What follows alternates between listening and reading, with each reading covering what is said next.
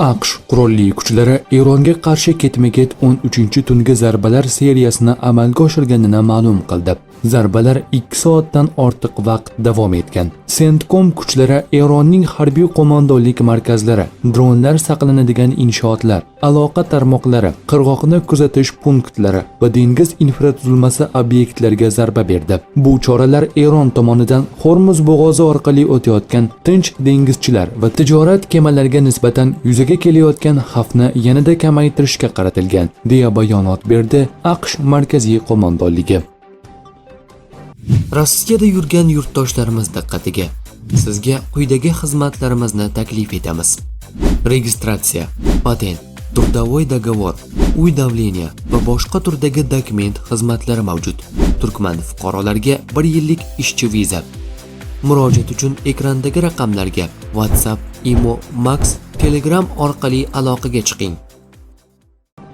Zelenskiy Putinning Ukrainaga yangi zarbalar berishini rejalashtirayotganini aytdi. Putin Ukrainaga qarshi yangi zarbalarga, bizning fikrimizcha, Rossiyada qo'shimcha safarbarlik hamda urushni kengaytirishga tayyorgarlik ko'rmoqda, dedi Ukraina rahbari. Bugun Ukraina Sankt-Peterburg va Leningrad viloyatida joylashgan Wildberries logistika markazlariga yana zarbalar berdi. Xabarlarga ko'ra, Kiev shahridagi Aviatek aviazavodiga ham raketa zarbalari berilgan.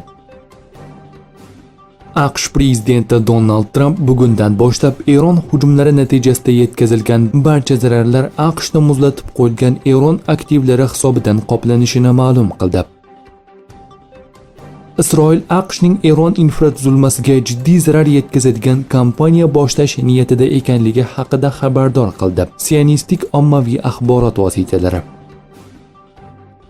Devon nashri Eron Britaniyaning Deford aviabazasiga zarba berish bilan tahdid qildi. Islom inqilobi qo'riqchilari korpusi bayonotiga ko'ra, AQSh B-1 strategik bombardimonchi samolyotlari ushbu bazadan parvoz qilganidan so'ng Fairford aviabazasi qonuniy harbiy nishonga aylangan. Tehron ehtimoliy javob zarbalari haqida ogohlantirdi. Ma'lumotlarga ko'ra, ommaviy axborot vositalari ma'lumotlariga ko'ra, Fairford aviabazasigacha bo'lgan masofa taxminan 4,5 kilometrni tashkil etadi.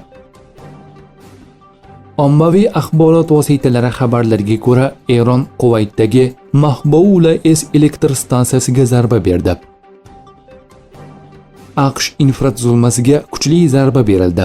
Eron kuchlari Bahrayndagi Amazon kompaniyasiga qarashli markaziy ma'lumotlar markaziga zarba berdi. Ushbu markaz AQSh harbiylari tomonidan razvedka va harbiy ma'lumotlar almashinuvi uchun foydalaniladigan muhim tugun hisoblanadi. Pentagon tomonidan josuslik va ma'lumot uzatish maqsadlarida faol foydalaniladigan ushbu obyektga Nasr 2 operatsiyasining 29-to'lqini davomida zarba berildi.